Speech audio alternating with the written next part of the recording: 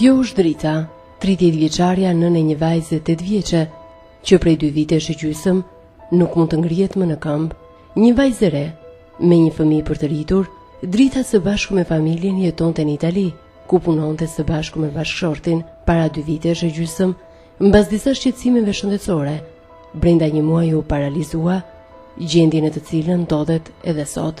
E braktisur nga bashkëshorti, Drita jeton tashmë me prindrit, të cilët shprehen se kushtet ekonomike nuk i lejojnë të kryejnë operacionin për të cilin vajza e tyre ka nevojë. Xhelal Zekaj, babai të Dritës, duket se lotët i kanë shtëruar, por zërit e buza vazhdojnë t'i dridhen kur flet për gjendjen e vajzës. Në gjendje dëshpërimi të thellë është dhe ëma, e cila tregon se prindrit ende në rrugëve të qytetit për të kërkuar ndihmë dhe tregon se sa vështirë është të shikosh vajzën 30 vjeçare të shtrirë në krevat, duke mos qenë e aftë as të krejë flokun e saj. Vajzën e kemi të sëmur, që prej 2 vjetë e gjys. Vuan është ajtuar dhe në Itali. Është mjekuar atje, shtuar në spital, për arsye dokumenta, që nuk ishe me dokumenta nuk i bënin dot më. Dhe kishim mundësin që t'i bënin më tepër, se kjo bën një endoksan, një mjekim endoksan, fillimisht i bëri mirë, pastaj më vonë duke bërë çdo muaj, nuk bëda efektin e dur më, endoksani. Edhe e panë që shtylla kurizore, palca, duhet të rinovohet, që liza duhen të qelen prap, që kjo të marri të marri prap jetën e saj, të kthehet jetës normale, vajza, se ka një fëmijë për të rritur, ne bëjmë të pamundurën për këtë. Na vjen shumë keq, na ndodhi kjo, po jemi të moshuar dhe tisha, sikur tisha 10 vjet mere, do t'isha bëja më shumë më mirë.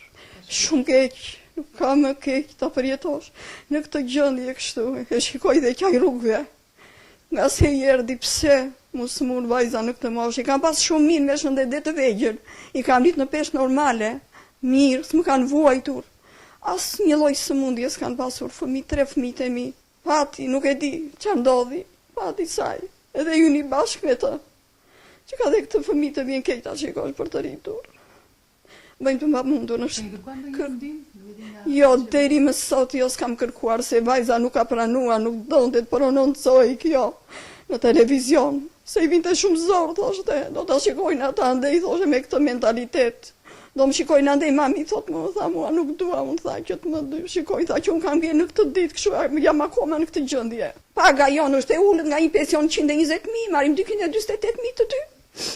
Edhe kjo mirë ca, po kjo është me kataterizëm është. Ne i marrin dhe mjekimin me lek të gjitha këto, kjo do mjekim të papar. Kjo do mbi 200.000 në muaj, 300.000 lek i do vetëm mjekim. Ne na kanë ardhur ndoksanët nga Greqia dhe ato i kemi paguar, paguën shtrenjtë.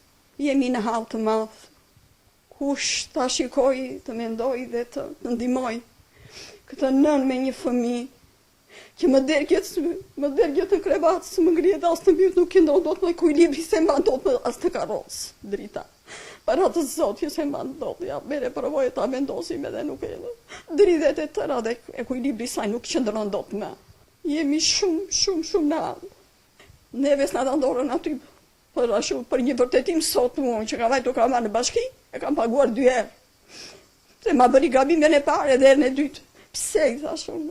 Nuk ka këta, as për një tha, që nga zyrat janë të korruptuara. Drita duket e fortë, por duket se e ka pranuar fatin e saj të dhimbshëm. Në mëdyshje të prononcohet apo jo, ajo ftoht rrëfen historinë e saj. Tu është e pamundur. Po, kanë thënë që ka zgjile, mund të bëhet me dhurim palce, se më të thuash. Kanë folur dhe me disa kështu spitale, jo në Facebook, jo në telefon, po është e pamundur kur s'ke në Turqi për shembull.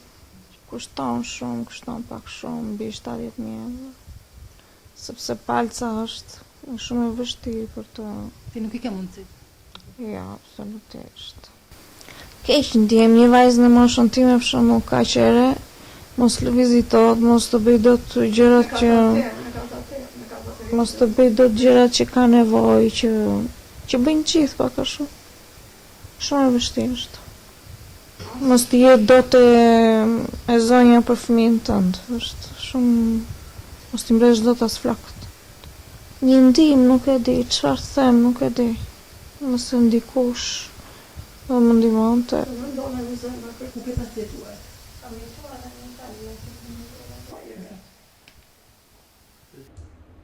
E medimshme, situata bëhet kur Kristela 8 vjeçare kujdeset e i ri në kokë nënës së saj.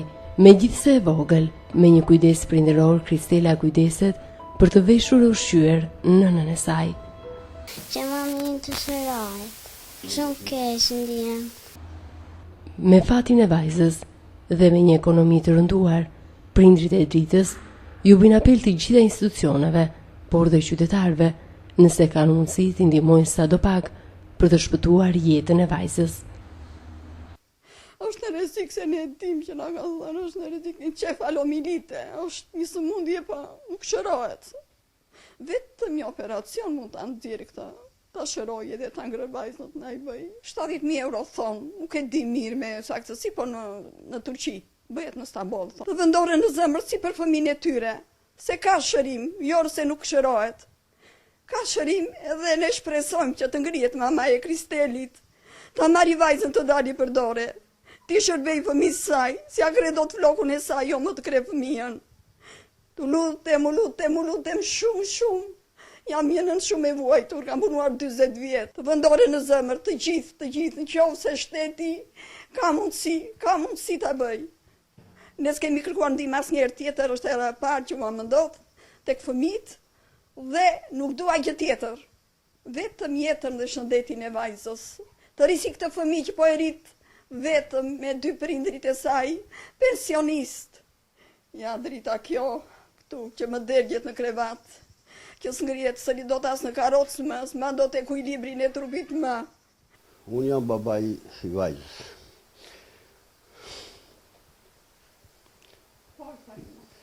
I bëj thirrje ministrit të Shëndetësisë, po pati mundësi si shtet që është,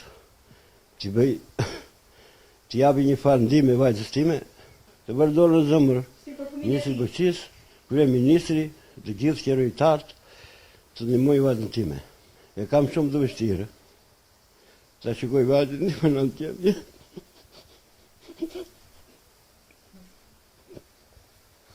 Më falë. I lutem edhe njëri bëj thirrje. Të ndihmojnë vajzën time. Të jetoj dhe kjo si gjithë të tjerat. Sëmundja e Dritës quhet encefalomielite dhe bëhet fjalë për mungesën e mielinës në palc. Për kurimin e kësaj sëmundjeje duhet transplant i palcës kurizore që kryhet në Turqi dhe që kushton 70.000 euro, shumë të cilën familja Zekaj nuk mundet ta përballojë. Thirrja e familjes Zekaj është për kryeministrin, ministrin e shëndetësisë, kryetarin e bashkisë apo dhe qytetar që kanë mundësi për të kontribuar që të shpëtojnë jetën e vajzës.